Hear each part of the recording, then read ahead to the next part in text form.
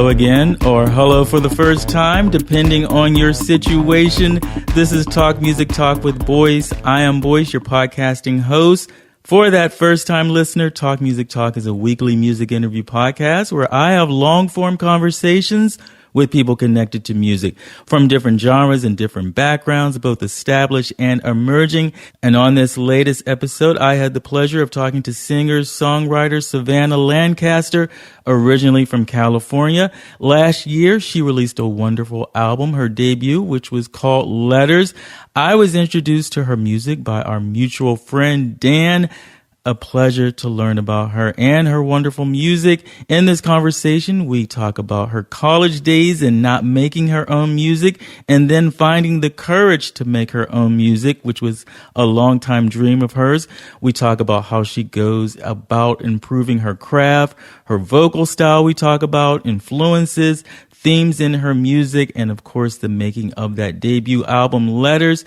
After the conversation, you will hear two songs from it, two of my favorites, Better Off and Love Is Mean, but I recommend the entire album, those two songs right after the conversation. But here it is, without further ado, my interview, my discussion, my talk with Savannah Lancaster. Enjoy. On your website, it says what? I'm paraphrasing. A lifetime of making music and a year of concentrated, creative effort. Yeah. Is that what was that year like? What was going on that beforehand?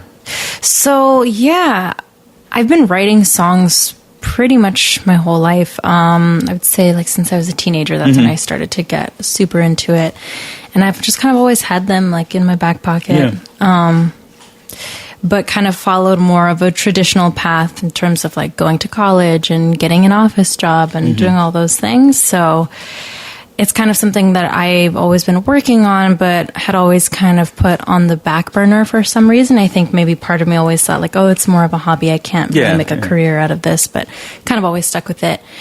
And then, at some point last year, or I guess at the end of 2017, really, I was visiting a friend in Detroit. She's one of my best friends who I met doing a bunch of music festivals.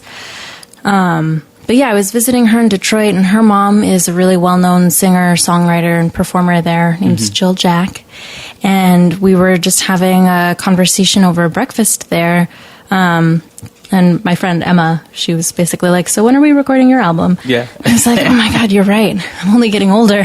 Like, we got to do this. So we just started talking about it and talking about the logistics. And it was something that I'd always wanted to do. I'd always wanted to record an album because I've always had so many songs, just like a big bank of songs. So we started talking about logistics, and I was kind of, freaked out by that part, I think. Just like, where do I even start? How do I do this? How do I like turn this dream into a reality? So had a lot of help from them. And then I recruited another friend of mine from college, who's a great guitar player and piano player. And we'd always kind of jammed out together, I guess, and performed a little bit in school together. And so I just kind of called him up and was like, hey, I want to do this. Can you help me? What do you think it was with the friend saying at this particular time that clicked for you to now work on your music? Yeah, that's a great question. I think it's just something that I always wanted to do.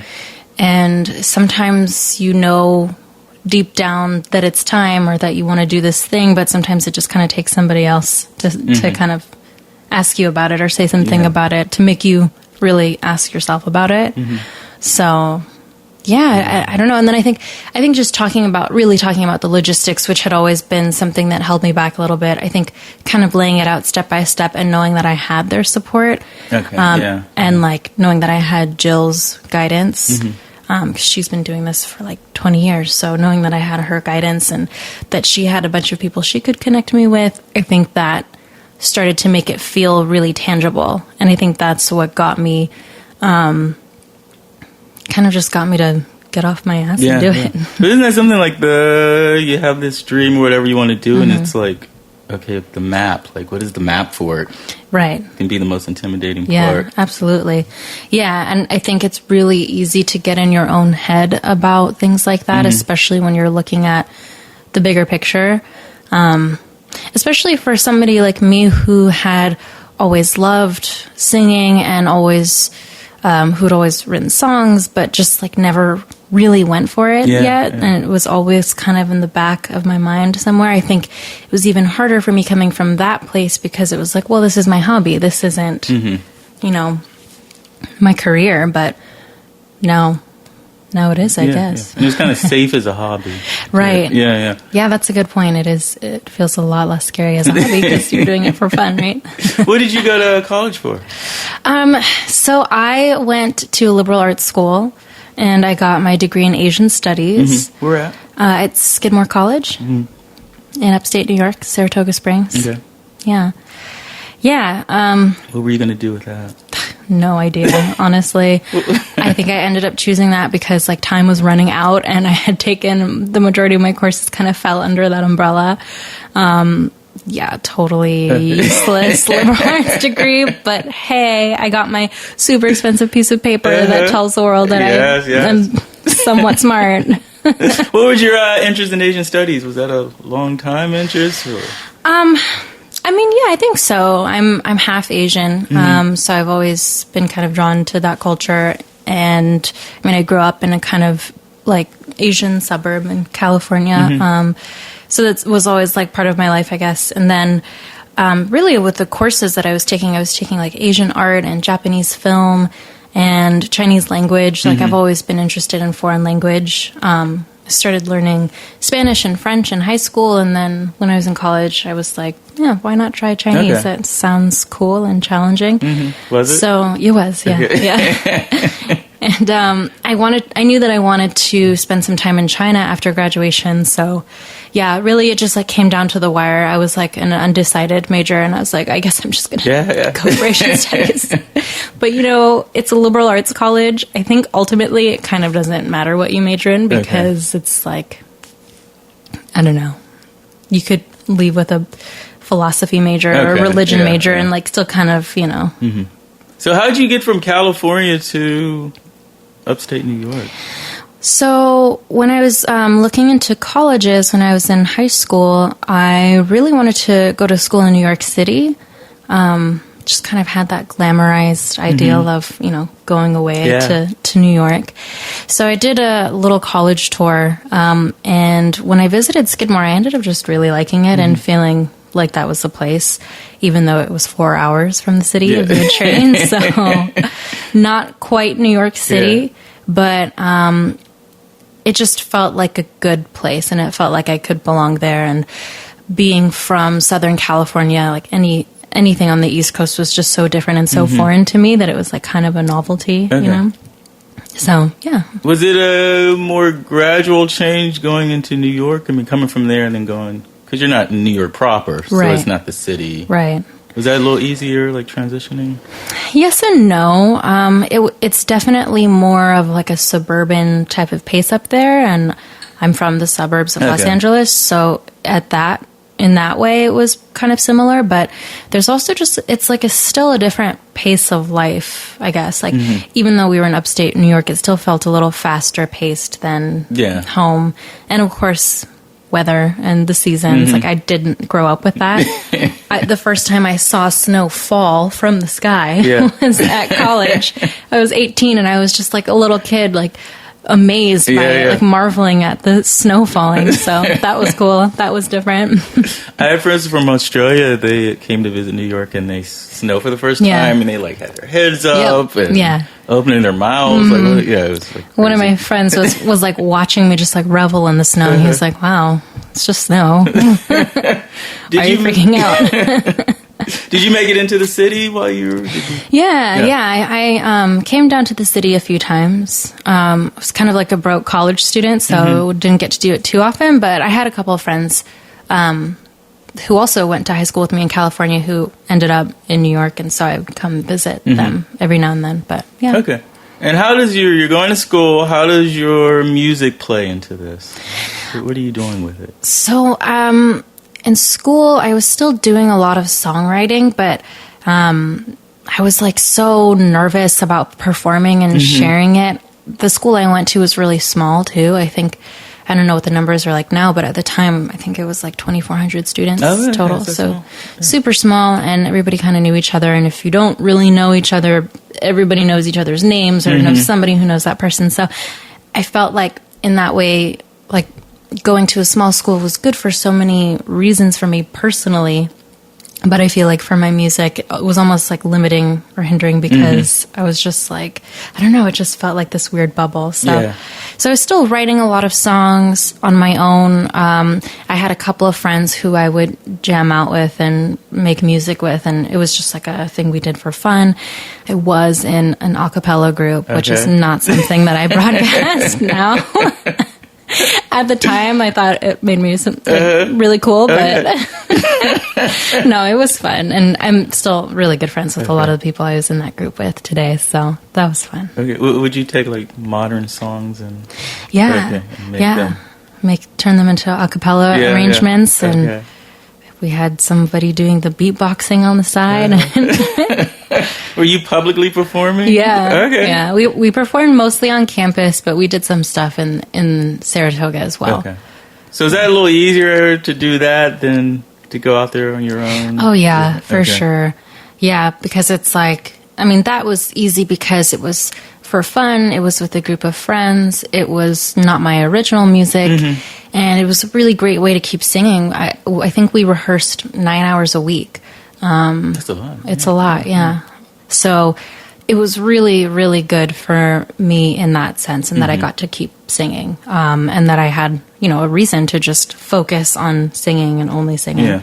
So yeah, it was nice. But yeah, I don't know why. I didn't feel ready yet to perform and to share my original music when I was in college. I think a lot of it was also feeling like I was held back and limited in terms of like my ability to play guitar and other instruments. And I just felt like I had so many different sounds and things and ideas going on in my head. But when it came down to actually creating arrangements and recording them and all of that, like I don't think I was quite there yet. Okay. So how long had you been playing? You play guitar, right? Yeah. I have been playing guitar since I was 16, pretty on and off. So yeah, I started when I was 16. Gosh, actually, maybe 13. I think 13. Yeah. So I got my first guitar when I was 13, actually. And yeah, I played throughout high school. Kind of took a step away from it in college, just having gotten busy with school and life and all of that. And a cappella, of course, yeah. Got to sing 9 hours a week, no time for guitar. So unfortunately, yeah, I kind of let my guitar playing fall by the wayside during college. But then afterward, back into adulthood, I picked it back up again. Okay. And I started taking lessons a couple years ago, took a break for a year, and that's when I recorded the album. I've recently started with a new guitar teacher again because I started to feel a little bit stagnant in terms of what I could create. And I feel like that's kind of a sign that you need to kind of up your game in terms of your learning and skill level. So I'm studying with somebody now who's really talented and amazing and challenges me a lot. So I think that's a good thing. Yeah. What are some of the things they do to break you out of being stagnant? Well, I've kind of always been deathly afraid of music theory. So my current instructor... I don't think anyone likes music theory, right? Yeah, I don't know. Except for music theory majors, I guess. Music majors. Yeah, so he really kind of breaks down the music theory aspects for me in ways that I can understand. And we take songs that we can apply those things to. So I think it's nice to have like a hands-on learning approach.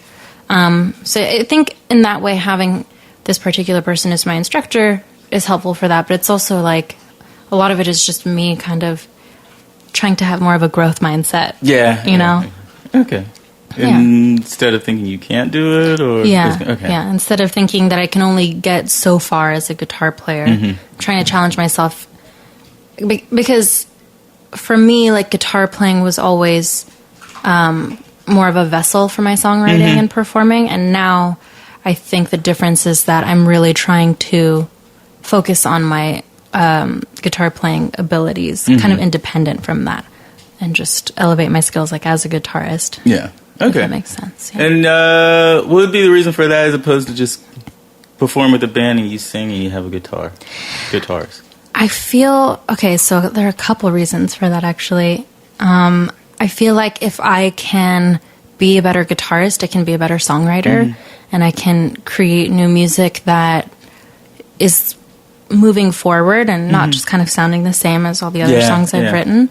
So that's one reason. And then another reason is that when I look to my favorite artists, like Emily King or Leanne LaHavis or Jenny Lewis, Lyra Lynn, all of these musicians who I admire and look up to, Laura Marling as well, like they are like the front women of their bands, and they play guitar amazingly.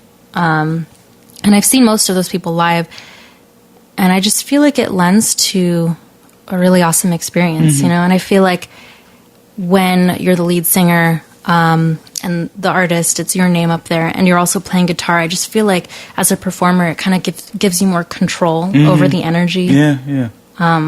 And I just, I want to be in that place, I think, feeling like I'm the front woman of my band, and not just kind of relying on other people to do it for me. You know? Yeah, more control. Yeah. So when was your first performance doing your own music?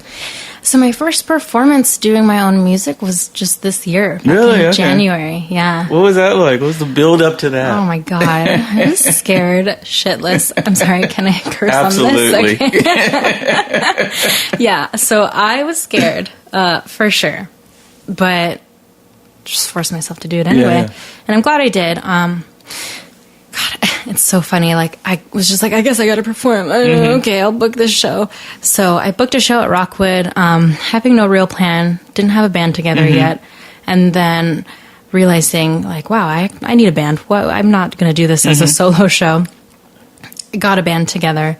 And yeah, it was just like a lot of stress and anxiety around like the logistics part of that, in terms of finding the band, dealing with getting rehearsals together, finding a spot, and figuring out what songs to play. And then, of course, promoting the show, trying to get people out to the show. So it was just a lot of work, and there was so much build up to that moment, because it was a really big deal for me to play my own music. And I think a lot of my friends who have known me for a long time, they know that I sing, they know that I write my own songs, and it's just like, this was like the culmination of all of that. It's like finally 10 years later, you know, I'm like finally feeling ready to share it.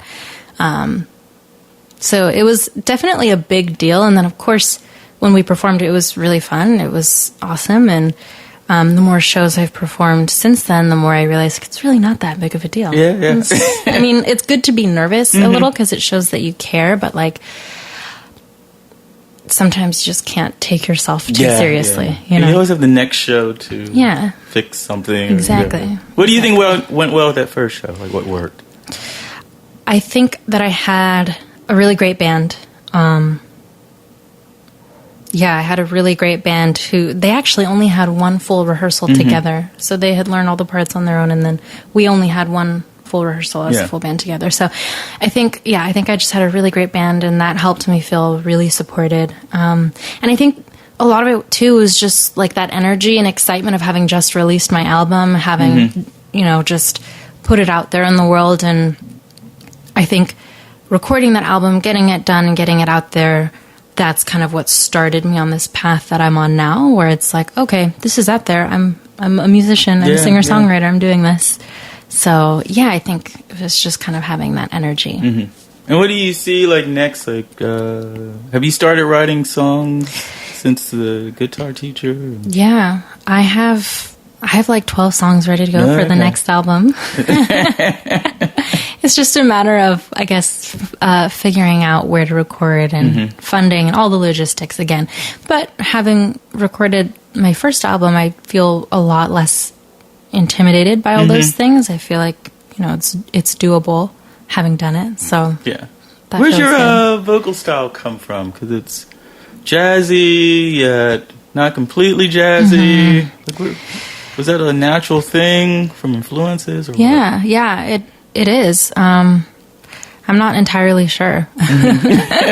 Did you train vocally? I did, Okay. yeah. So I started taking singing lessons when I was 7. So I took singing lessons from the age of 7 to 14. And then when I got to high school, I stopped because I was like a cool teenager, too cool for that. Of course, I wish that I kept going now looking back in retrospect. But no, I think that having voice lessons during those formative years, that is a huge part of my singing style and ability now. But I grew up listening to Billie Holiday and the Beatles and Fiona Apple, Norah Jones. I think I was actually very fortunate to grow up with people in my family who were so into music and so into different types of music that I was exposed to a lot of different kinds of music and a lot of different genres. And I think that all kind of came together to like inform how I sing now. Yeah. So was that always the dream then, if you started at 7 to be a musician? Yeah, it was. I always wanted to be a singer. I mean, I guess like somewhere along the way from childhood to adulthood, there was always this like, I don't know if it's a societal expectation or maybe it's like a self-imposed limit, but at some point I was just worried that I wouldn't be able to be a professional singer or musician, hence the traditional path of getting like a marketing job. Yeah. Like I got into marketing after college. Is that soul-sucking? Yeah. A little bit. I mean, I'm grateful for it because I feel like now I have a really good foundation of just like basic marketing knowledge from my own music.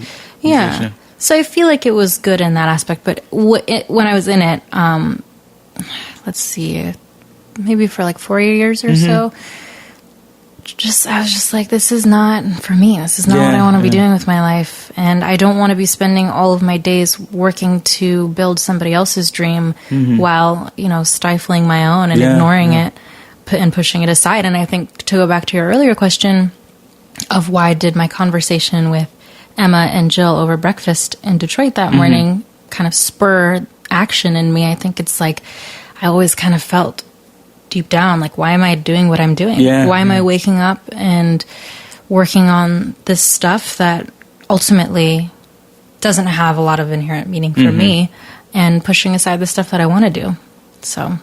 Did you ever have that thing where you're like looking at other musicians and like, I should be doing that. Oh, yeah. I can do that. Oh, yeah. All the time. I would see other people doing it and I'm just like, I could do that. Yeah. I used to work at a lot of music festivals, so I would see a lot of bands perform. And I'm just like, I could do that. I could be up there. If this person could do it, why can't I do it? Yeah. Or I would just have so many ideas and it would always be like, oh, that would be great. Yeah, that would be a good idea. I should do that. Wouldn't do it. But yeah, no, definitely found that. So the album's wonderful. I really enjoyed it. Shout out to our mutual friend, Dan. Yeah. Is it Friedman or Friedman? I think it's Friedman. Friedman, okay. as long as I know, I've never asked. Is it bad that neither of us know? Sorry, Dan. Well, we got Dan right, so yeah. So he highly stood up for you, said how wonderful you are. That's awesome. He's one of my best friends. Yeah, he's a great guy. Yeah. Yeah. Hey, Dan. Hey, Dan. So is there any, you got the music. How do you think the new songs are different from the Letters? Letters is the name of the album. It is. The debut. Yep. Or is it too soon to tell, that they're different? I got to think about that for a second. They are different. I feel like there's a little bit more confidence in them. I feel like there are a couple more upbeat ones, ones that you can kind of groove to. Like with Letters, I think there may be a couple of more upbeat songs. I mean, my music is definitely on the mellow, calm side. I always fought that too. I always thought I need to make upbeat songs that people can dance to. But that's just not me, and that's okay. But yeah, I think with the new album, I'm kind of finding my groove with that. Where it's still on the mellower side, but there's a little bit more. Sorry, I'm not supposed to snap into the microphone. Where there's a little bit more of a groove to it. So I'm excited for it. I think I'm hoping that it will be the same amount of soulful, but just like a little bit more oomph. Okay. I like the sound of that. Are there themes you see yourself writing about, coming back to in your songs? Yeah, I write a lot about relationships. Like a lot of the songs. So with Letters, a lot of those songs are songs that I've written over a decade. Yeah. So those are about various relationships in my life, whether romantic or family or friends. So, I mean, that's really like the common theme, I think. Yeah. That's a lifetime. Oh, yeah. For the first album. Yeah, and I think that as I've gotten older, too, a lot of the writing that I'm doing now is kind of more self-reflective as well. So whereas like maybe some of my older songs were about relationships and about other people, I think maybe a lot of the newer ones are about me. Okay. That's good. Yeah. Yeah. Good. So where's the best place for people to keep up with you online? I would say on Instagram. Yeah. Okay. Savannah Lancaster Music. That's my username. I would say I use that platform the most just because I find it's the most fun for me. Yeah. I'm also on Twitter, Savanncaster, because Savannah Lancaster Music was too long of a handle. But yeah, I'm on all of the social media platforms, but I think Instagram is probably the one that I use most. Sounds good. And then there's SavannahLancaster.com. Yeah. Or is it SavannahLancasterMusic.com? No, it's SavannahLancaster.com. Okay. I have been holding on to that one for years, by the way. My dad bought that domain for me really? a long time ago. And I've been holding on to it. And I was like, I know I'm going to use this for something good. Finally, I got to use it for my music. You called it into being. Yeah. Well, thank you. This was wonderful. Yeah, I'm glad we finally connected. Me too. Thank you so much. You're welcome.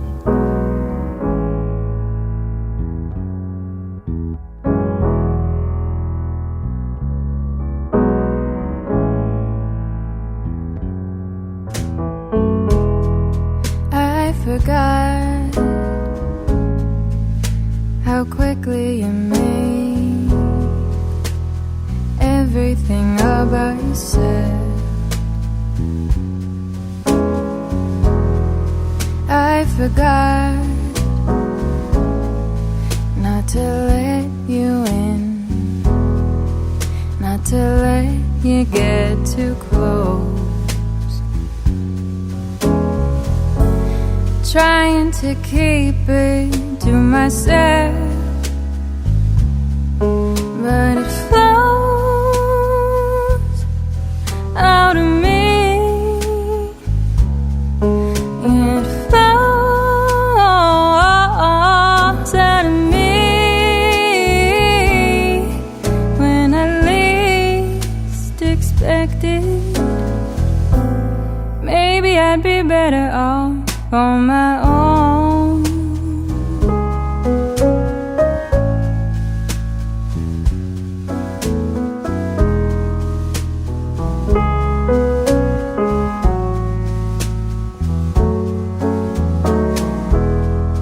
I forgot how damn good you are at making it all about you.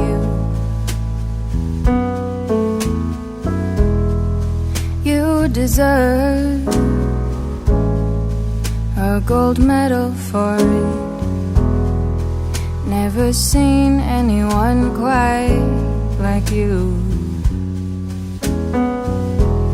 Distance myself, but then I let you back in, trying to keep it to myself.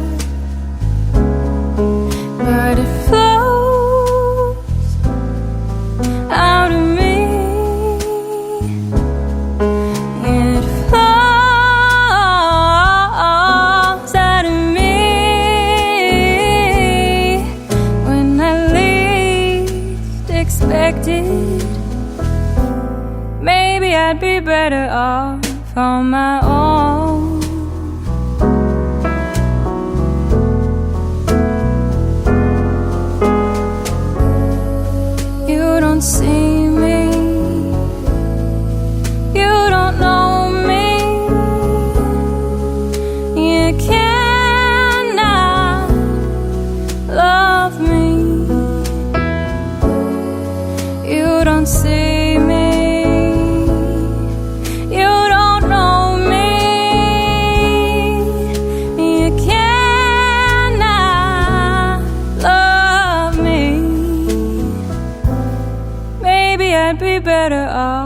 on my own.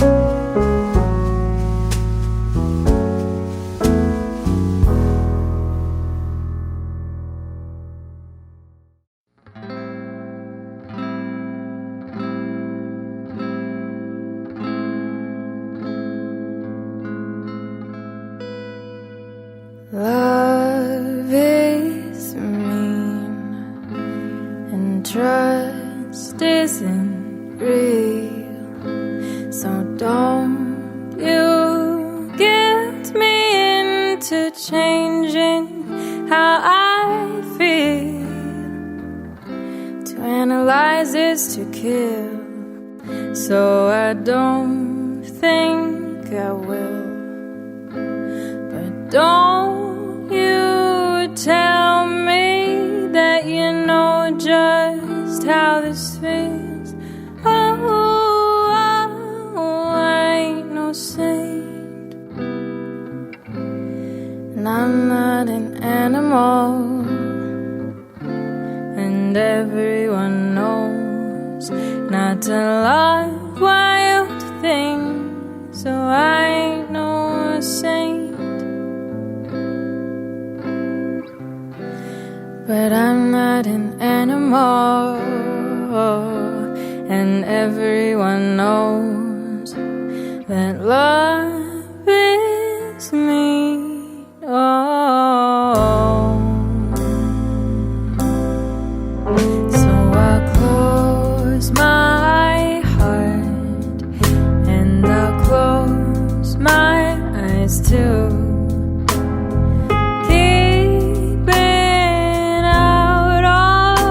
This tenuous, tedious gloom, leave it behind, or you're gonna lose your mind to the beasts in your dreams, chasing you as you sleep. Oh, I ain't no saint, but I'm not an animal, and everyone knows not to love wild things. Yeah, I ain't no saint,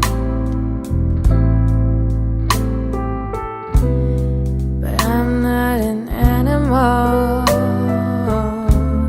and everyone knows not to love wild things, and everyone knows that love is me. No.